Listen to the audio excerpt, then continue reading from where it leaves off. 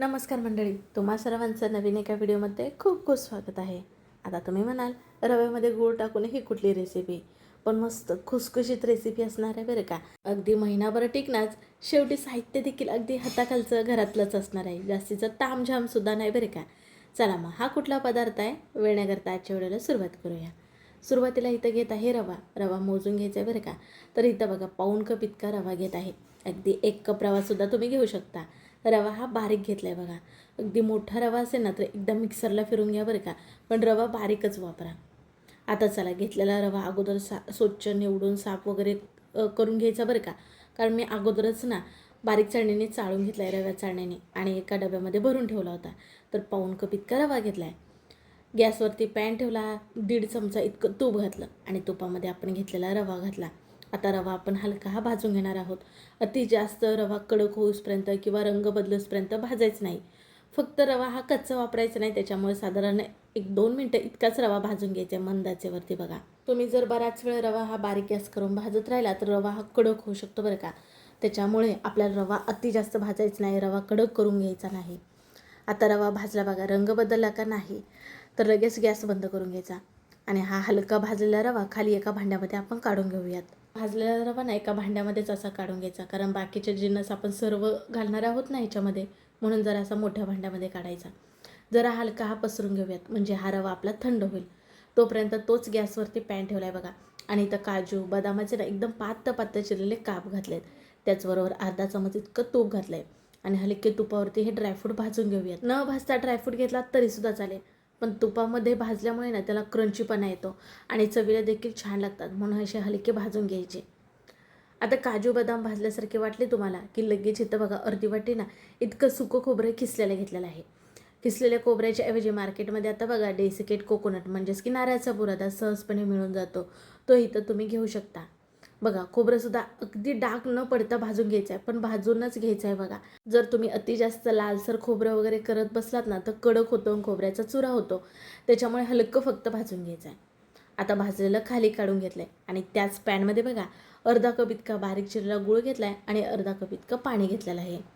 आता इथं काय आपल्याला हा गुळाचा पाक वगैरे करून घ्यायचा नाही, फक्त ह्या पाण्यामध्ये गूळ हा विरघळून घ्यायचा आहे आपल्याला बस. आता बघा इथं गूळ तुम्हाला विरघळलेला दिसत असेल. गॅस इथं आपल्याला लगेच बंद करून घ्यायचा आहे. आता खाली काढून थंड व्हायला ठेवूया. आता बघा जो रवा भाजून ठेवला होता का नाही भांड्यामध्ये, आता ह्याच्यामध्ये घालायचं गव्हाचं पीठ. चाळून घेतलं आहे बरं का. पाऊण कप इतकं गव्हाचं पीठ घातलेलं आहे. त्याचबरोबर पाव कप इतकं बेसनचं पीठ घेतलेलं आहे. गव्हाच्या पिठाच्या ऐवजी मैदा वापरू शकता, पण इथं मी मुलांसाठी करत असल्यामुळे की नाही घरातील गव्हाचं पीठ साधं वापरलं. चपातीसाठी आपण वापरतो ते. नंतर आपण ड्रायफ्रूट आणि खोबरं भाजून ठेवलं होतं बघा, ते सुद्धा इथं घालून घेतलं. त्याचबरोबर छोटा चमच्याने 1 चमच इतकी वेलची पावडर. त्याचबरोबर कुठलाही गोडाचा पदार्थ असला तरी त्याच्यामध्ये थोडंसं मीठ घातलं ना चव आणखीन वाढते बघा. आणि थोडंसंच बेकिंग पावडर घातलं आहे. आता हे सर्व ना आपण मिसळून घेणार आहोत. तुम्हाला बघा आत्तापर्यंत आपण कुठली रेसिपी करत आहोत हे नव्हतं सांगितलं, तर आज आपण करत आहोत रव्याचे रोट. तर आज आपण हे ना रव्याचे रोट करत आहोत, पण ह्याच्या अगोदर ना मी तुम्हाला गव्हाच्या पिठाचे रोट कसे करायचे हे देखील दाखवलेलं आहे बघा. आता इथे एक भांडं घेतलं आहे, गाळण घेतलं आहे आणि आपण जी गुळवणी केली का नाही ती गाळून घेणार आहोत. कारण गुळामध्ये बऱ्याच वेळा कचरा असतो का नाही, त्यामुळे गाळून घ्यायची आहे. आता तुम्ही ह्याला गुळवणी म्हणू शकता, गुळाचं पाणी किंवा गुळाचा पाक म्हणू शकता, पण आमच्याकडे तर ह्याला गुळवणीच म्हणतात बरं का. आता एकदम संपूर्ण घालायची नाही बरं का, थोडी थोडी करून घालायची आहे.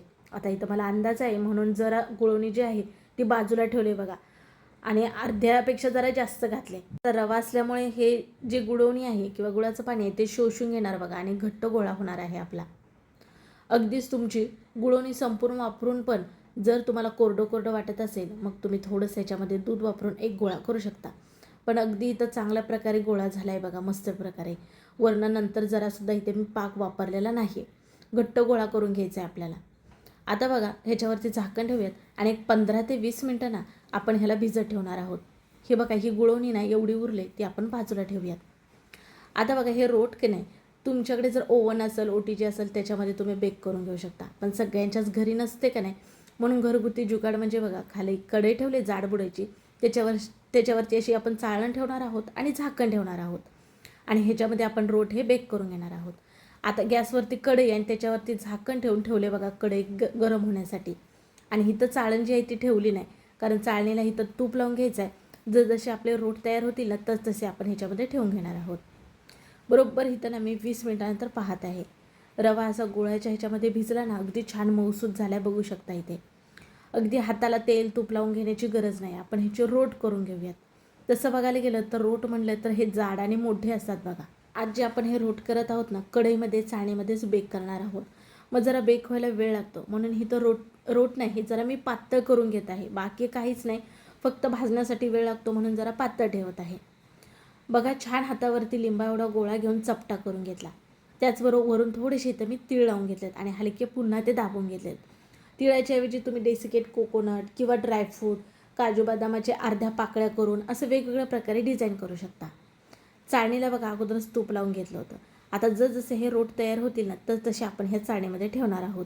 अगदी बघा रवा ना छान प्रकारे ह्या गुळवणीमध्ये भिजल्यामुळे अगदी मऊसूत हे मिश्रण झालं आहे, पिठाचा गोळा झाला आहे. त्याच्यामुळे ह्याला ना तडा किंवा चिरण्या जरासुद्धा जात नाहीत बघा. अगदी छान रोट तयार होतात. आता मस्त दोन्ही रोटच्या मध्ये जागा अशा इथं मी ठेवून घेत आहे बघा. आता एक एक करून एका वेळेस ना 9 इतके रोट आपल्या इथं बसलेले आहेत बघा.